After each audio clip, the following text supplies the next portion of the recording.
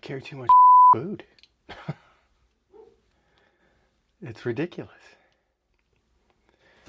This bag is what was left after my garbage wilderness trip, the last video that I posted. This is 2 pounds of food. This is 2 pounds of food. This is the equivalent in weight to a liter of water. I know how I got here. I understand the problem. I packed my fears. That's what I did. 2 years ago, I took a backpacking trip to the Grouse Ridge area.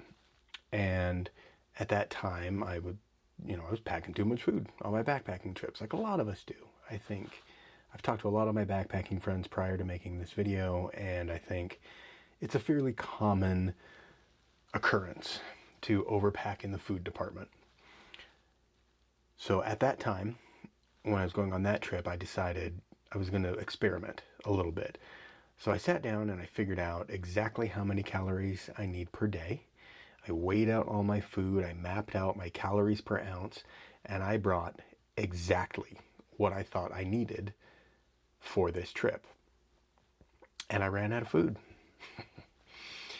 On the last day, about 10 miles from the car, working my way out, I ate my last Cliff Bar, and that was it. And realistically, it wasn't that big of a deal. I was on my last day. I was heading back to the car. I had 10 miles. It would probably be a little uncomfortable. I would probably maybe not perform as well as I would if I had proper nutrition. But overall, not a huge deal.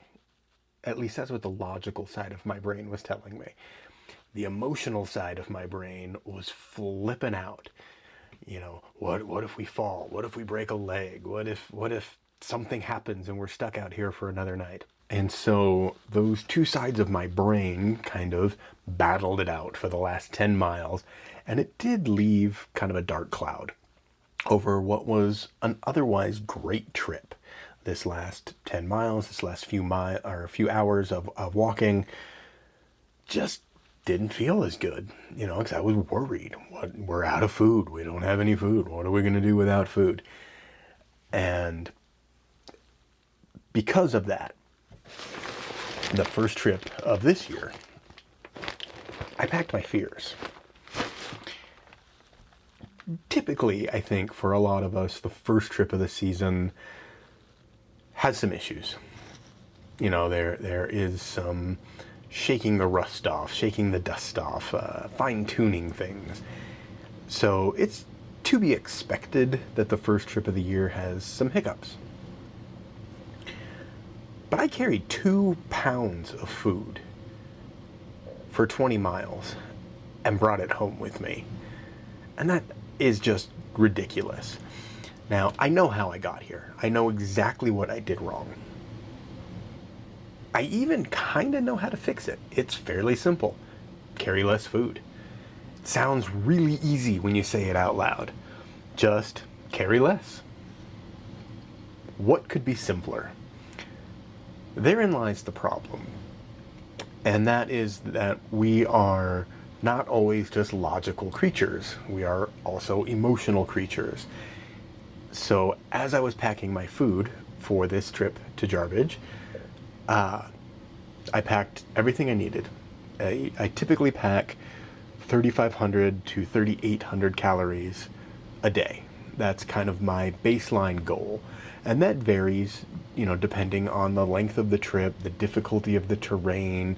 Am I going to be walking 5 miles a day or 20 miles a day?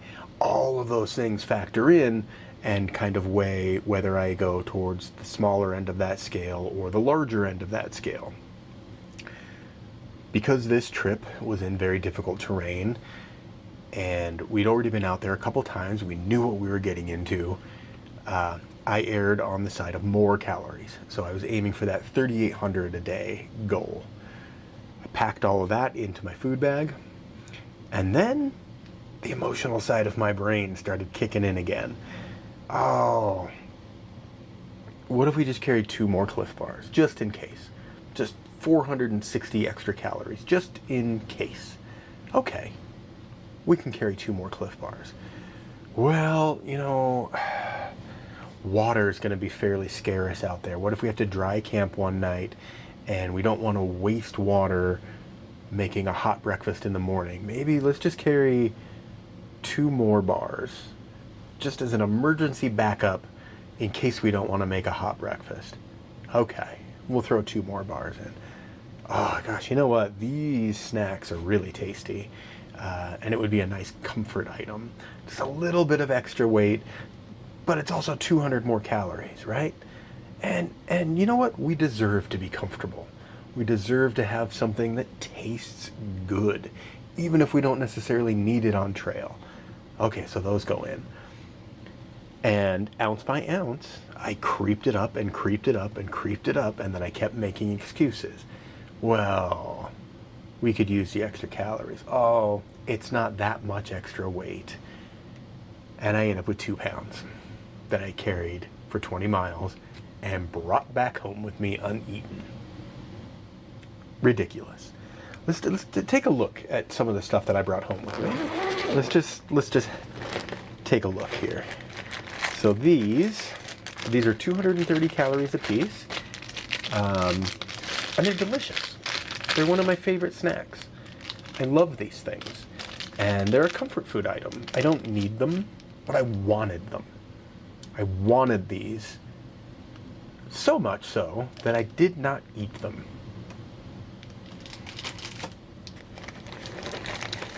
The extra bars, in case we had some water issues and needed to have a uncooked breakfast. Didn't eat those. I brought extra little packets of coffee, and again, they don't weigh much. It's just little freeze-dried instant coffee. But I didn't use them. And why did I bring them? Just in case I might want a second cup of coffee. And again, it doesn't sound like much. It's just 2 little tubes of instant coffee, right? How much could it weigh? But you add that to the snack bars. You add that to the protein bars. You add that to all of the other things that I threw in my bag because I might want them, or I might need them, or something might happen, something might come up. This is the one that bugs me the most. This is the one that was the real wake-up call. This is the one that I am so irritated at myself because of. This is the amount of trail mix I brought home. This is more than I consumed for the entire trip. I ate about a third of what I actually carried. And I brought all the rest of it home. That's probably a pound of trail mix. A whole pound of food that I didn't eat. I brought home more trail mix than I consumed on the trail. And that's just silly. I'm beating myself up about this, I'm sure you can tell. But that is really silly. So the answer, obviously, carry less food. But how do I go about doing that? How do I alleviate my fears, carry the right amount of food, and still feel comfortable on the trail? Well, I don't know the answer to that question, but I have an idea, and it's probably wildly overly complicated. I'm very interested to hear how you manage calories on the trail, how you manage food. So if you want to start that discussion in the comments section when you're done watching the video, I'm very, very interested in hearing what other people do for food on the trail and how they handle that balance between carrying enough but not carrying too much. So here's my plan. I'm going to pack for my next trip my 3,800 calories per day. Map it all out, calories per ounce, get the maximum bang for my buck, bring the most calorie dense foods that I can. And then when I'm done with that, when I've mapped all that out and I've done all the math, I'll go back and I'll look for things that I want. Things that I don't necessarily need, but I would like to have, and they would enhance my time on the trail. They would make the trip more enjoyable. And I'm going to put all those things into a pile, and I'm going to weigh them. And then one by one, I'm going to ask myself, do you want these 2 cookies, or do you want the ability to carry the equivalent weight in water?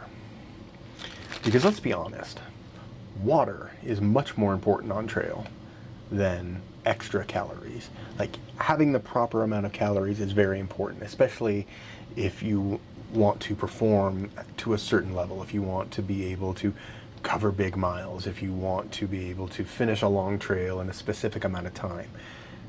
Food is the fuel that allows you to meet those goals, but extra food,